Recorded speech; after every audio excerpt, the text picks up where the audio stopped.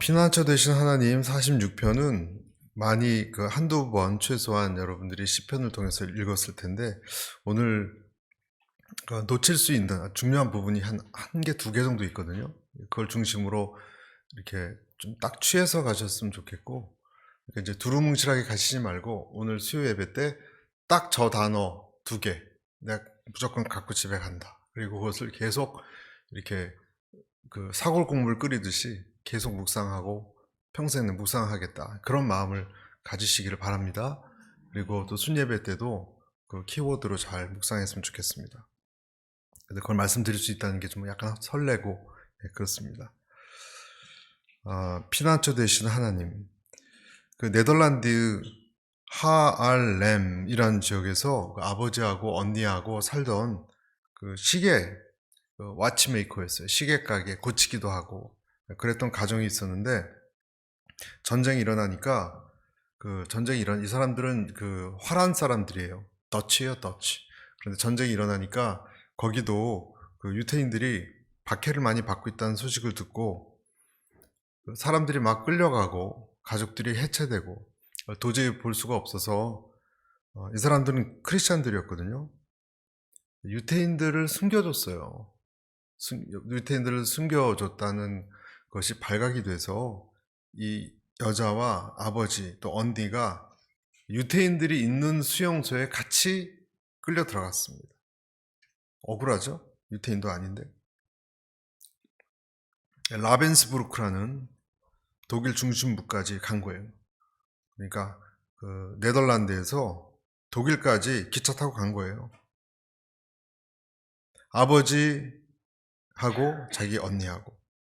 근데 이제 아버지는 또 떨어져가지고 다른 데로 갔고, 언니하고 이제 여성 수용소에 갇히게 됐는데, 아주 그냥 상상을 초월한 태어나서 그런 고생은 처음 해보는 일들을 했습니다. 11시간씩 도구를 가지고 노동을 했어야 했고, 추위, 더위 이런 것도 전혀 상관없이 난방 또는 냉방 전혀 하지 않았습니다.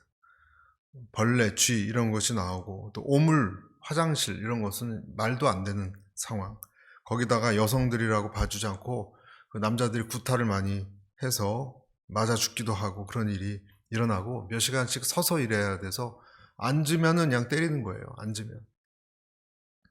언니가 일하다가 쓰러졌는데 독일군이 와서 무자비하게 채찍질을 가하니까 이 동생은 정말 어쩔 줄 몰라서 하고 있을 때 언니가 그런 얘기를 했어요. 나를 보지 말라고. 채찍질 맞는 나를 보면 너 마음이 찢어지니까, 트라우마 생기니까 예수님 바라보라고 그렇게 외쳤다고 합니다.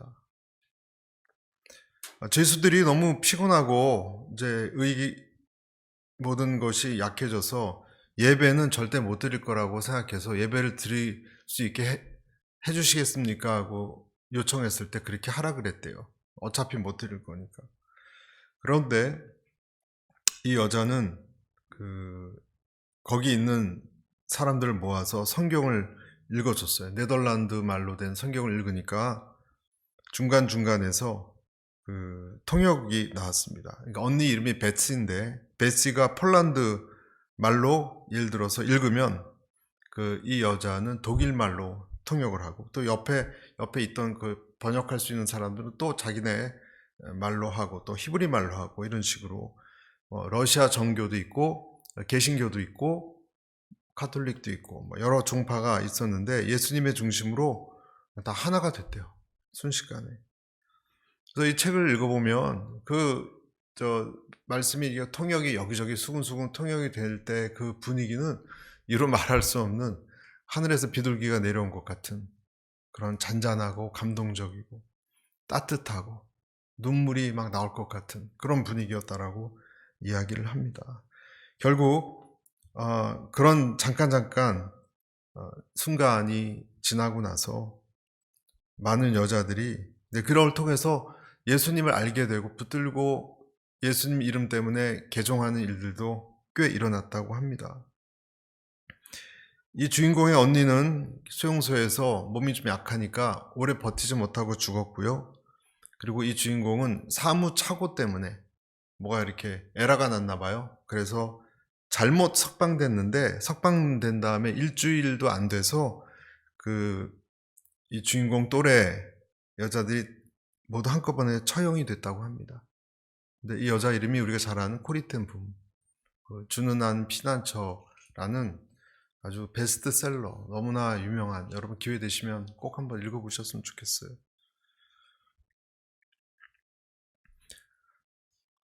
성경이 우리에게 피난처가 되신다고 했는데 이 시편을 얼마나 많이 읽었겠습니까? 여러분, 텐붐 여사가 그러니까 피난처를 늘 묵상한 거예요. 수용소에서도. 그래서 오늘 우리에게 피난처에 대해서 하나님 말씀하시는데 1절 한번 보시겠어요? 하나님은 우리의 피난처시오 힘이시니. 두 개의 단어입니다, 여러분. 피난처 그리고 힘. 약간 달라요. 강조점이. 피난처는 수동적인 것이고 힘은 다시 나오는 거예요. 조금 다르죠? 환난 중에 만날 큰 도움이시라. 우리 2절 같이 읽겠습니다. 시작. 그러므로 땅이 변하든지 산이 흔들려 바다 가운데에 빠지든지. 제가 3절 읽겠습니다. 바닷물이 솟아나고 뛰놀든지 그것이 넘침으로 산이 흔들릴지라도 우리는 두려워하지 아니하리로다. 자, 여기서 여러분 2절 3절을 보면 어떤 느낌이 드세요? 어떤 것을 지금 말하고자 한다고 여러분 생각하십니까? 그리고 좀 우리에게 의아한 내용을, 약간 충격적인 내용을 전하는 부분이 있습니다. 여러분, 뭐죠? 땅이 변한다 그랬어요. 그리고 산이 흔들려서 바다 가운데 빠진다 그랬어요. 가능합니까, 여러분? 땅이 변해요. 뭐 지진이 나도 잘 안 변하는 거 아니에요? 그냥 갈라지기만 하지. 또 산이 바다에 빠진다. 그런 거 보셨어요? 한 번도 못 봤어요. 또 바닷물이 솟아나고 뛰놀든지, 또 산이 흔들리든지, 어떤 것을 표현하려고 할까? 이것은 이제 상징법이라고 상징적으로 표현을 하는 것인데, 이 시편이 여러 사람들이 의견이 있는데 제일 유력한 해석이 뭐냐면, 이방 민족이 지금 총칼을 들고 와서 완전히 대적이 포위시켰습니다. 예루살렘 성을. 사네립, 아수르 왕 사네립이 쳐들어왔어요. 히스기야 왕 때. 그때를 묘사하는 것이다. 그렇게 보는 설이 제일 유력합니다. 그러니까 수십만 아수르 군대, 잔인하기로 말할 수 없는, 여러분 굴비처럼 사람들을 꿰었다고 해요. 실제 기록에 의하면 포로들을 굴비처럼 꿰서 데리고 가고 죽이고 했던 민족입니다. 여러분, 예루살렘 성을 이제 곧 함락될 위기가 되었습니다. 그러면 사람들의 마음은요 어떻겠습니까? 땅이 주저앉고 산이 바다에 빠지는 것 같은 그런 정신병 같은 그런 혼란이 오지 않았겠습니까? 그것이 이렇게 표현됐다는 거예요. 바다가 춤추듯이 집안이 내려앉는 것. 여러분, 이럴 때 사람은요 혼백이 나갑니다. 전쟁 땐 사람들은 아무 생각이 없습니다. 생각이 멈추고 죽은 자처럼 되죠. 그러니까 아무것도 의지할 것이 없을 때 모든 든든한 것이 다 흔들릴 수 있구나. 이것을 느낀 거예요. 자, 이때 산이 가라앉고 바다에 던져지고 땅이 흔들리고, 그것이 전쟁을 이때 당시에 표현한 거라고 말씀드렸는데, 그러면 이 시편은 우리에게 지금 또 어떤 것을 도전하느냐? 우리에게도 개인의 삶에서도 그런 우리나 또 성경에도 이제 그런 일이 일어나는 모든 상황을 얘기하는 겁니다. 예를 들어서 다윗은 압살롬이 반역할 때 아들이 나를 죽이려고 한다. 있을 수 있습니까? 그런 때겠죠. 또 신뢰했던 부하 아히도벨이 제일 신뢰했던 부하 아히도벨인데 지략가 제갈 공명 같은 그 사람이 자기를 배신했다는 거예요. 그런 사람은 제일 가슴 아프게 나를 찌르는 칼 같은 존재가 되는 거죠. 근데 감사하게 후세라는 더 의리 있는 더 뛰어난 지략가를 하나님이 또 물론 보내시기도 했지만 그런 일이라는 거예요. 또 예레미야 같은 경우는 누구죠? 예레미야에게는 또 친구 바스훌이라고 있었어요. 바스훌은 성전의 총감독이었어요. 예레미야는 하나님의 말씀을 대언하는 사람이고 궁중에서.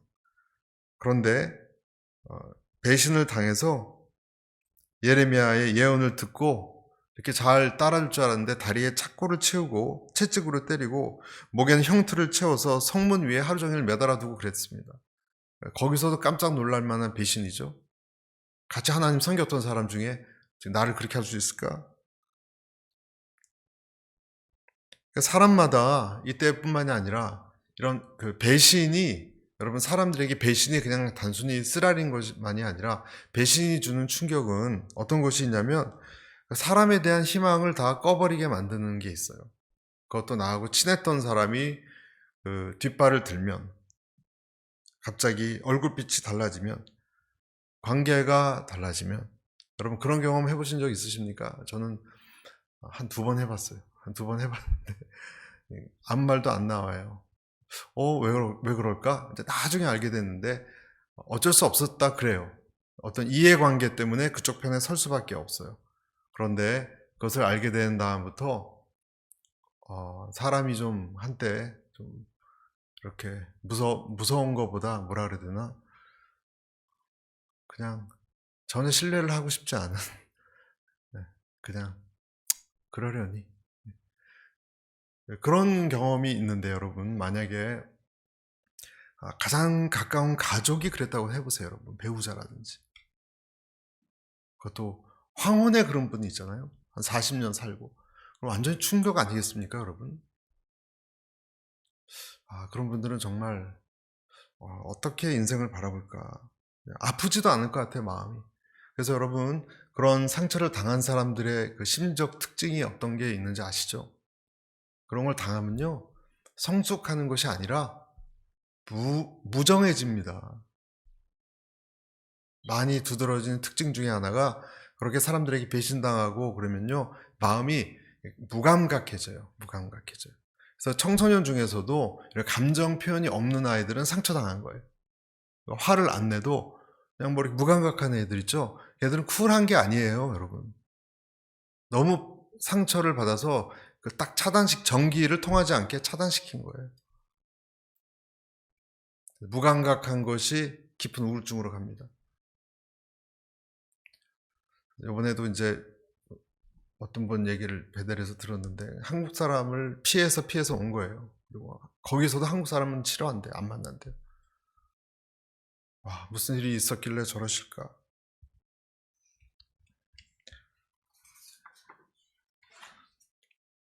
이런 사람은 사람에 대해서, 사회에 대해서 냉랭해지고, 좀 또 한 사람, 뉴질랜드에 있었다 그랬죠.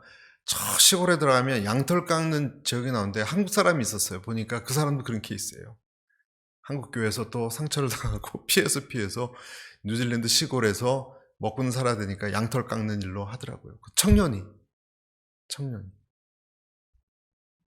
알고 봤더니 온누리교회 출신이고 저를 알아봐서 깜짝 놀랐어요. 뭐 하냐 그랬더니 여러 사정 때문에 그냥 혼자 삽니다 그러더라고요. 너무 아팠어요 마음이. 여러분 땅이 흔들리고 산이 꺼질 걸 상상이나 했습니까?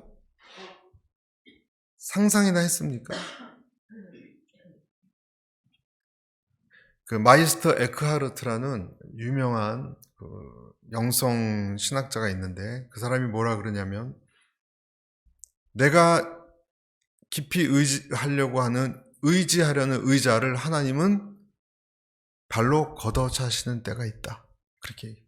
그런 표현을 쓰셨어요.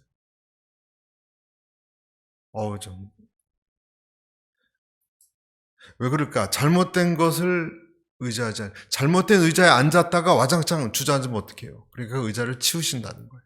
하나님. 그래서 저는 여러분과 첫 번째, 오늘 두 가지 묵상할 텐데 첫 번째 묵상은 이것입니다. 땅과 바다가 하나님이 아닙니다. 여러분. 땅과 바다가 하나님이 아닙니다.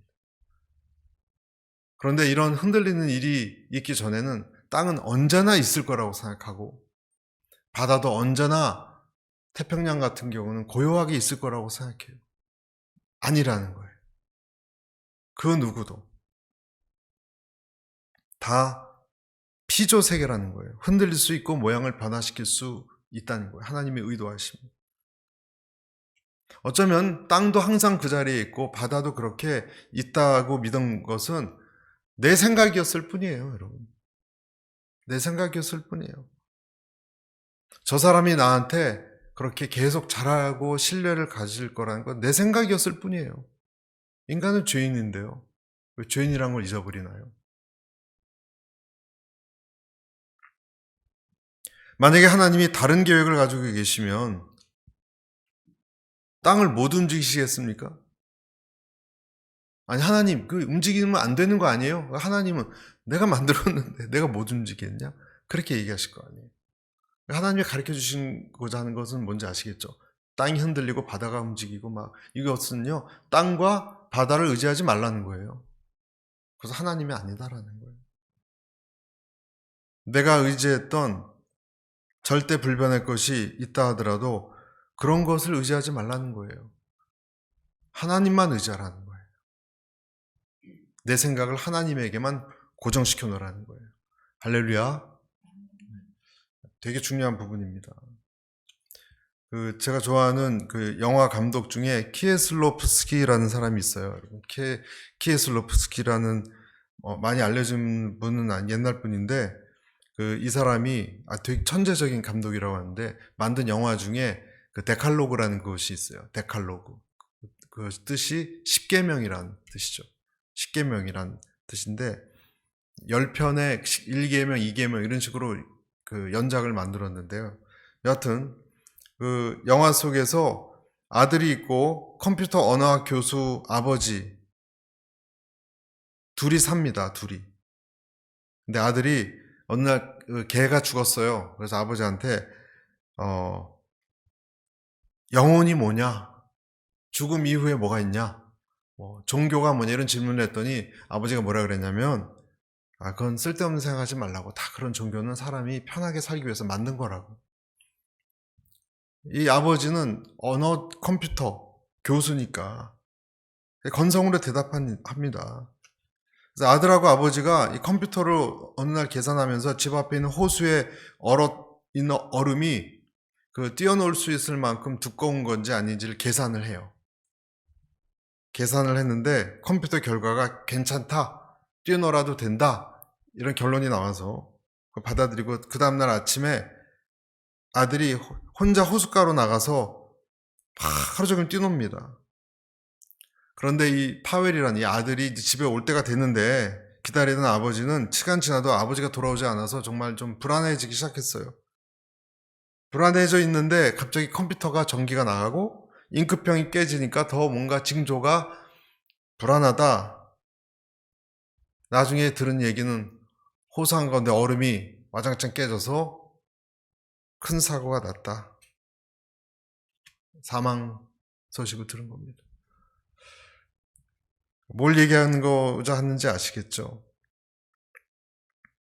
컴퓨터는 절대 틀릴 수 없다라고 중얼중얼 거리는 아버지. 이성, 과학에 대한 신뢰가 깨진 거예요, 여러분. 하나님이 고정된 것을 믿지 않고 종교는 그냥 만든 거라고 했던 사람은 뭘 신뢰합니까?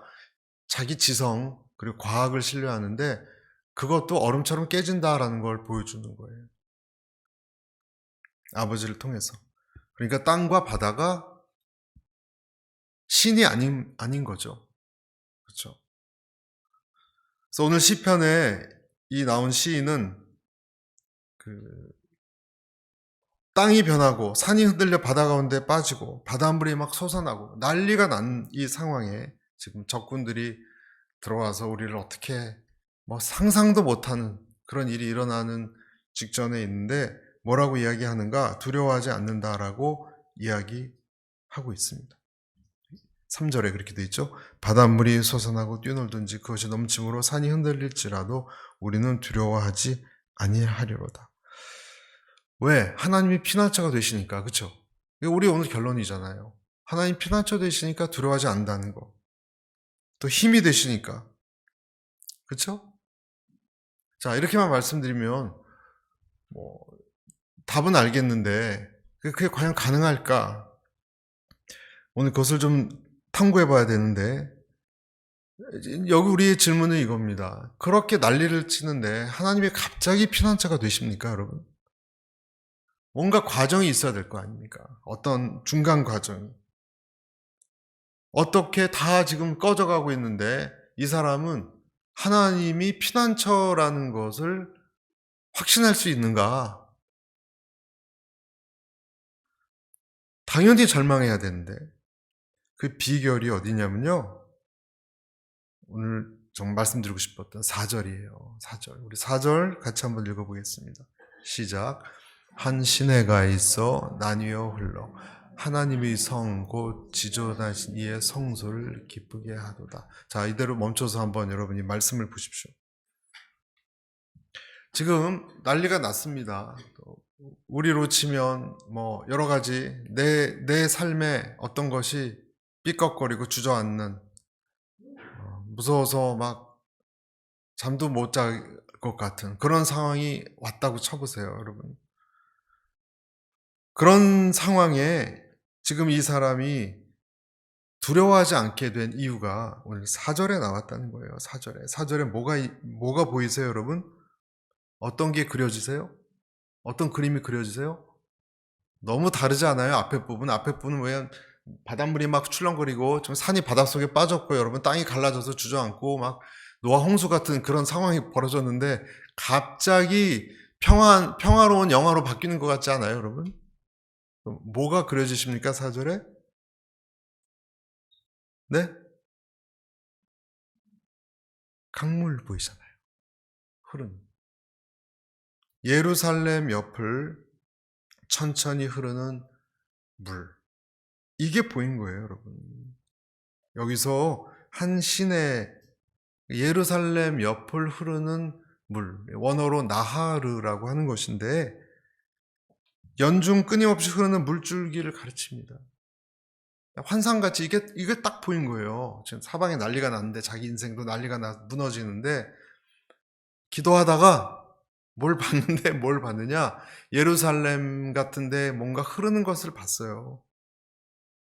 네, 여러분 실제로 그 성소가 예루살렘에 있잖아요. 성전이 예루살렘에 있는데 그 옆에는 그 예루살렘에는 이런 물줄기나 강이 없습니다.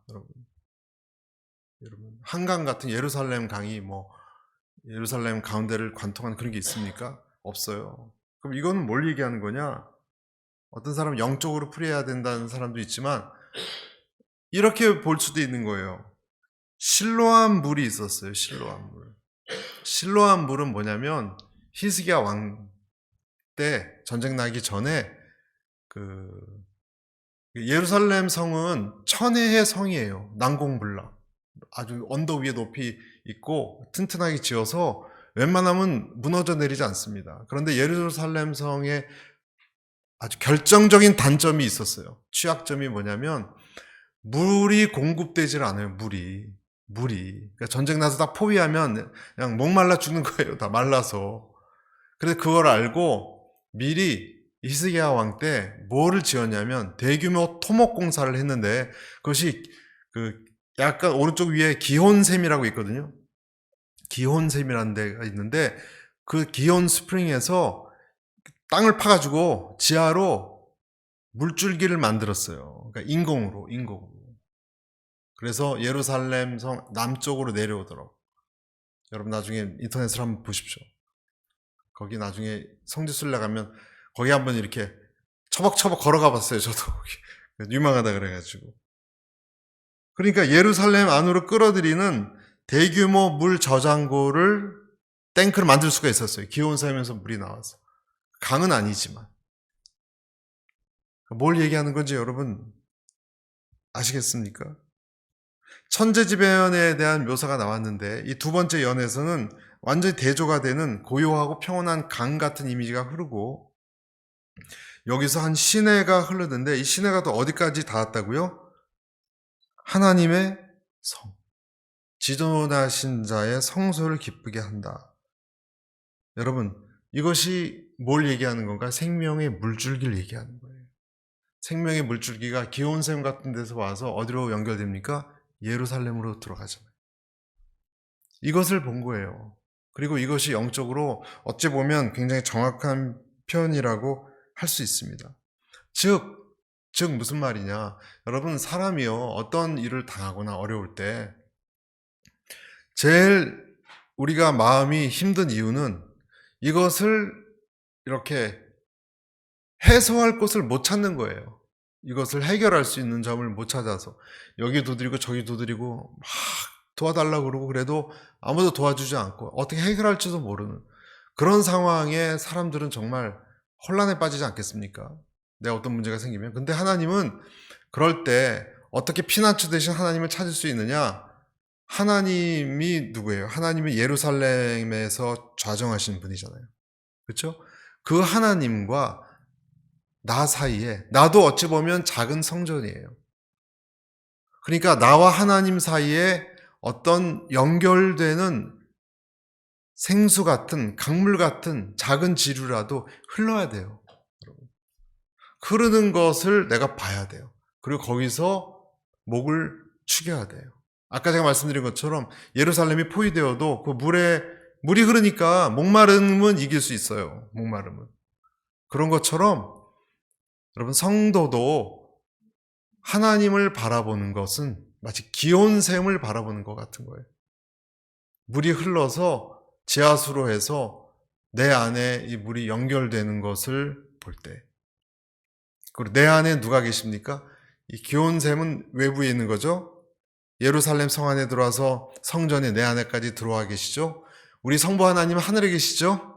그분을 바라보면 그분의 능력과 사랑과 은혜의 언약이 어떻게 됩니까? 내 안에 들어왔고 그것이 내 뱃속까지 연결돼서 그분을 사모하는 요 커넥션, 여러분, 이것이 절대적으로 중요하다는 겁니다.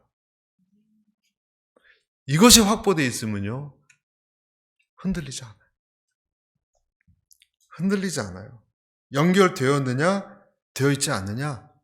그리고 이러한 심상은, 이런 이미지는 성경에 많이 나타나 있어요. 그러니까 하나님의 도성과 연결돼서 물이 흐르는 사람들이 크리스찬이에요. 다른 사람들은 이것이 없어요. 그리고 이것은 하나님이 주시는 거지만 아까 말씀드린 것처럼 기온샘에서 나와서 이 땅을 파가지고 지하수로 이걸 연결했죠.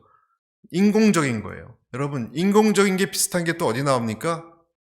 시편 1편에도 나와요. 시편 1편에 나오는 시냇가에 심은 나무가 그 시절을 쫓아 과실을 맺으며 잎사귀가 마르지 아니함 같으니 그 행사가 다 형통하리로다 할 때 그 시냇가는 자연천인가요? 인공천인가요?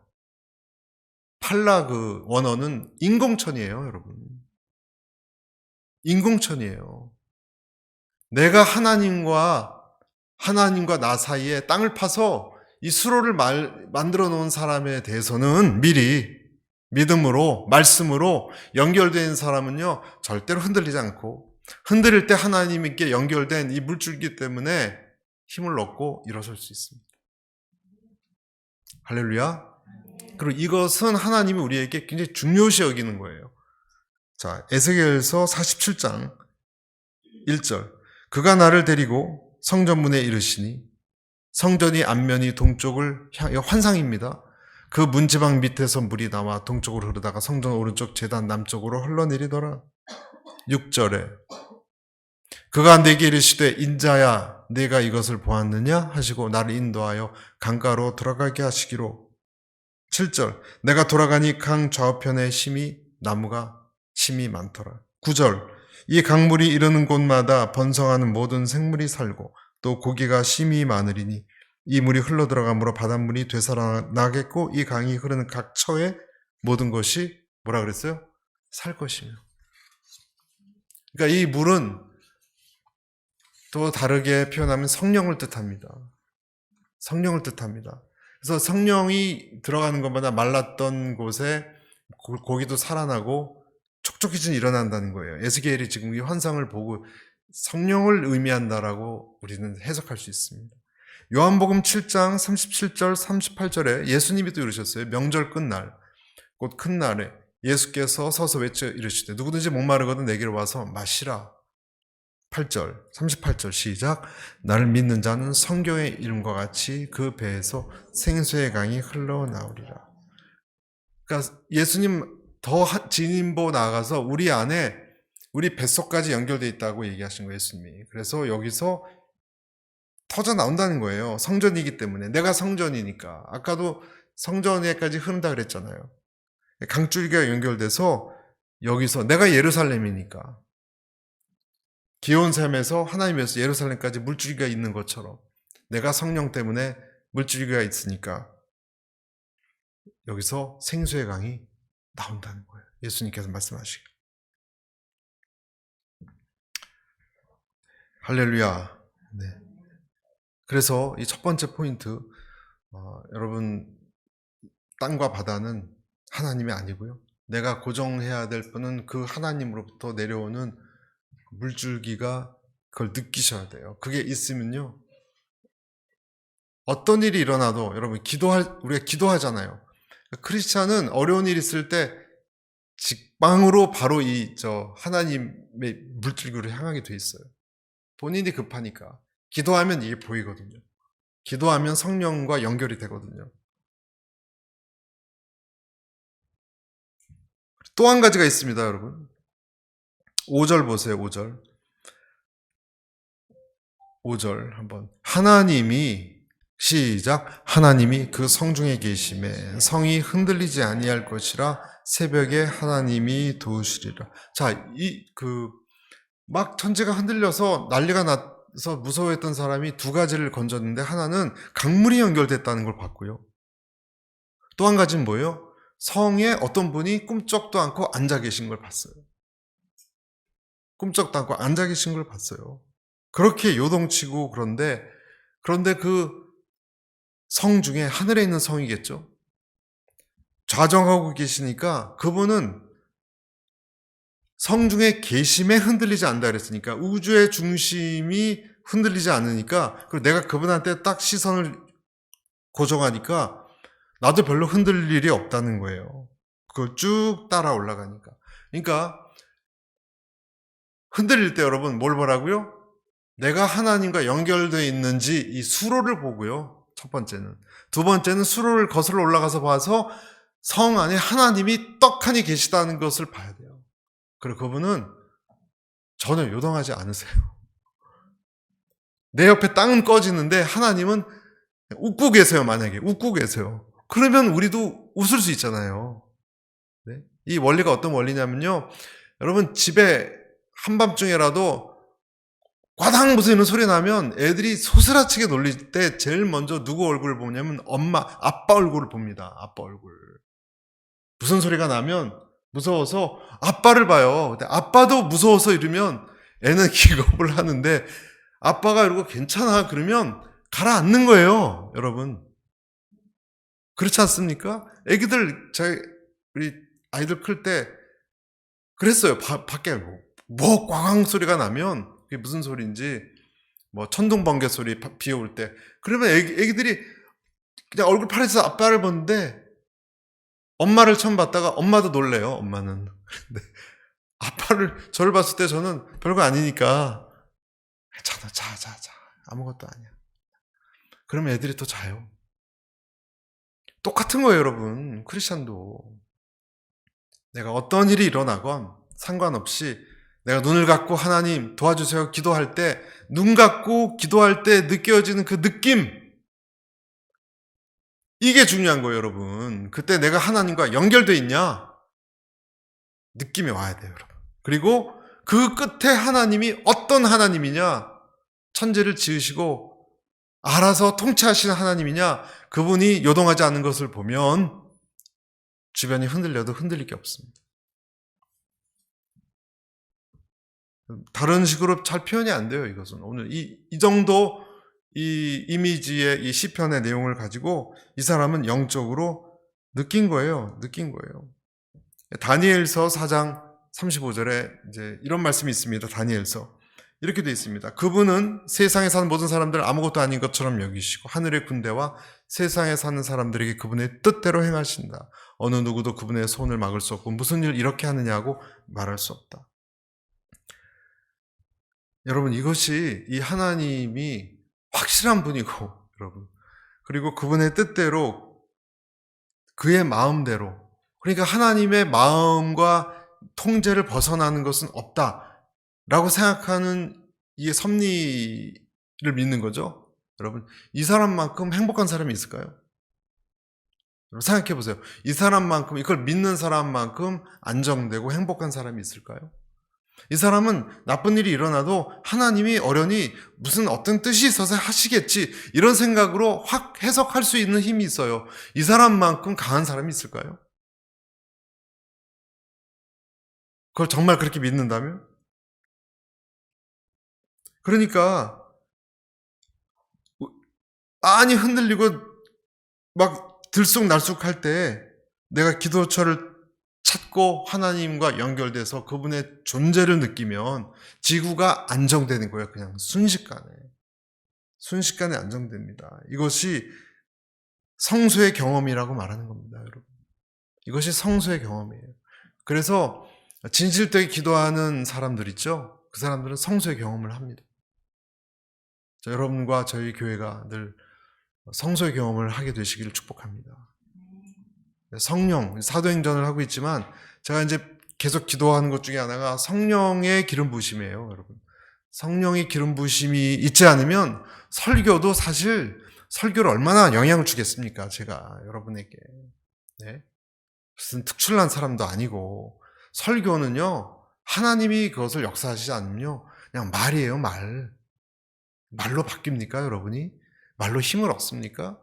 우리가 어떻게 말로 힘을 얻습니까? 팩트로 힘을 얻지. 그런데 말이 성령께서 운반하셔서 여러분과 저에게 적셔지면요, 움직여요. 변화시키고. 성령의 능력을 사모하십시오. 아멘. 배에서도 나와야 되고, 그 성령의 경험을 하는 것은 성소를 볼 때 해요. 그래서 그런 사람들이 기도하고 은혜 받았다 그러는 거예요, 여러분. 은혜는 그렇게 받을 때 받는 거예요. 여러분, 그 하나님을 볼 때, 그 하나님을 경험하면요, 흔들렸던 마음이, 무서웠던 마음이 가라앉습니다. 여러분, 배가 나갈 때 배가 가라앉지 않는 이유가 이 부력심과 그리고 중력심 두 가지가 있대요. 부심과 중심이라고 하는데, 그것이 불균형이 이루어질 때, 플러스 마이너스가 안 맞았을 때 세월호처럼 가라앉거든요. 근데 그 중심, 그렇게 하기 위해서는 또 한 가지가 필요한데 균형수가 있어야 되는데, 균형수. 얘기 들어보셨죠? 배의 균형수가 어느 정도 채워져 있어야 이게 뒤뚱뒤뚱해도 안 뒤집어지는 거예요, 옆으로. 근데 우리가 성소를 바라볼 때 부심과 중심의 포인트가 엇갈리지 않고, 왜냐? 균형수가 잡아주니까. 네. 그래서 복원력이 생기는 거예요. 여러분 믿습니까? 내 마음에 사람 마음이 흔들릴 때 제일 힘들어요, 여러분. 잠도 못 잡니다, 며칠. 이것이 흔들릴 때 이 부심과 이게 띄우려는 힘과 내리려는 힘의 이것을 잡아주는 그런 어떤 균형수와 이 각도와 그리고 복원력을 하시는 분은 어떻게 하느냐? 영적으로 보면 영적 복원력은 사람이 하나님과 나의 연결성이 있느냐? 평소에 하나님에 대해서 알아야 돼요, 그래요. 그리고 그 하나님의 임재를 느낄 때, 좌수의 기심을 느낄 때 이 사람은 웃고 나올 수 있어요. 여기서부터 회복이 시작돼요. 그래서 마지막 두 번째 여러분과 나누고 싶은 것, 하나님을 다시 친밀히 느껴야 삽니다. 아멘. 오늘 이 시편 시인이 우리에게 들려주고자 하는 것이, 여기서부터 회복이 되올 때 하나님이 너를 살려줄 수 있다. 그런데 여러분, 처음에 무너질 때는 하나님을 발견하는 거고요. 그리고 그 다음에 내가 하나님이 그 성소에 계시고 성전에 계심을 알고, 그리고 내가 그분과 커넥트가 돼서 흔들리지 않는다는 것을 안 다음에는 마지막 단계가 하나가 있어요. 그것이 뭐냐면 하나님, 왜 이런 게 일어났습니까? 한 질문이에요. 왜 이런 것이 일어났습니까? 왜 난리 위에 난리를 우리 민족이 당해야 됩니까? 왜 우리 가정이, 우리 자식들이 이렇게 지금 기울어져 갑니까? 떨어져 갑니까? 나락으로. 이런 그 자아 비판, 또 자기 성찰의 시간을 지성소에 들어가면 하게 돼 있어요. 여러분, 지성소에 들어가면 하게 돼 있어요. 요시야 왕 같은 경우는 개혁의 길을 그래서 찾았습니다. 그리고 에스라도 그렇고 느헤미야도 그렇고 왜 성이 불탔고 그러면서 하나님께 기도했잖아요. 지금 예루살렘이 황폐화됐다는 얘기를 듣고 불타고 기도하면서 하나님이 우리 민족이 옛날에 잘못했다 하는 것을 정말 회개의 기도를 한 거예요. 그러니까 어려움이 당하고 나서 하나님께 질문할 때 이 사람이 기준점이 보이는 거예요. 기준점이. 그러니까 이제 이 사람에게는요, 좌우가 무너지는 게 중요하지 않고 뭐가 중요해요? 하나님과 나와의 어긋난 점이 뭐다? 문제점이 뭐다? 그래서 그것을 회복시키는 사람이 성소, 그리고 더 깊이 지성소에 들어간 사람의 특징이에요. 여러분. 저는 오늘 여러분들이 이걸 잘 이해할 수 있도록 이제 잘 설명을 했으면 좋겠는데, 여러분 이해하시죠? 예. 그래서 여러분 삶의 위기 때 삶의 성소와 지성소를 회복해야 되고요. 수레바퀴가 돌아도 중심이 있으면 중심은 흔들리지 않아요. 수레바퀴는 흔들려도, 바퀴는 흔들려도, 바퀴살은 바빠도 삐걱거려도 중심은 별로 흔들리지 않아요. 중심은 뭐냐면 하나님과 성소가 연결된 사람이에요. 그 사람 흔들리지 않아요. 그리고 그것이 기도 중에 내가 깨달았다면 하나님께 질문을 해서 왜 이 난리가 났느냐. 오늘 난리가 난 게 뭡니까 여러분? 히스기야 왕이 이 나라가 하나님으로부터 너무 멀어졌기 때문이에요. 그렇죠? 그거를 내가 깨닫고 주님께 돌아와서 하는 것이 제사예요, 여러분. 그러니까 그 사람이 제사를 드리면, 참 제사를 드리면 진짜 지성소를 회복하면 이겨낼 수 있다는 것이 이게 핵심이거든요. 여러분, 온 세상의 중심은 여러분 그 가나안 쪽이에요. 지금 팔레스틴이고요. 거기서 중심은 예루살렘이고요. 예루살렘의 중심은 어디예요? 성전이에요. 성전의 중심은 어디예요? 성소. 성소의 중심은 지성소. 지성소의 중심은 뭐가 있어요? 법궤고 십계명이고 하나님의 말씀이에요. 그러니까 우주의 중심이 하나님의 말씀이고 거기에 내가 어긋나 있으면 흔들렸던 거예요. 그것을. 그래서 말씀과 내가 회복되게 하는 것, 제사를 통해서. 그래서 이런 말씀이 있는 겁니다. 시편 20편 1절 3절. 환난 날에 내가 고통당하고 있을 때 여호와께서 내게 응답하시고 야곱의 하나님의 이름이 너를 보호해 주시며 성소에서 너를 도와주시고 시온에서 너를 붙들어 주시기를 원하노라. 내가 드린 모든 제물을 기억하시고 내 번제를 받으시기를 바라노라. 개역성경은 소제를 받으시고 번제를, 소제는 뭡니까? 공물을 드리는 건데 하나님을 인정하고 감사하는 거예요. 그러니까 내가 하나님께 어떤 상황인지 감사해야 되고요. 최고 위기 때. 두 번째는 번제의 뜻이 뭡니까? 여러분, 회개와 헌신이에요. 내가 하나님께 회개할 죄를 회개하고 다시 순종으로 헌신하기 시작하면 위기에서 나오는 거예요. 요나가 그렇게 됐잖아요. 요나가 바다 밑에 들어가서 성소를 봤잖아요. 그리고 깨달았나이다. 회개하니까 토침을 받았잖아요. 이것이 영적 원리예요, 여러분. 그래서 이것을 깨달으니까 이 사람은 이제 산과 바다가 흔들리는 것이 그렇게 중요하지가 않아요. 무섭지도 않고. 달리 보여요, 이제 다르게 보여요. 피조물. 옛날엔 땅을 신으로 생겼을 때 땅이 꺼지면 하늘이 무너진 줄 알았는데 땅도 하나님이 만든 거고 바다도 만드신 거고 산도 만드신 거기 때문에 이제는 그것이 요동을 쳐도 상관하지 않아요, 여러분. 지금 나하고 연결된 하나님이 계셔서 나를 바라본다. 그래서 10절에 이렇게 돼 있어요. 결론으로 이르시기를 너희는 가만히 있어. 내가 하나님 됨을 알지어다. 그걸 깨달았다면 기다려라 이거예요. 기다려라.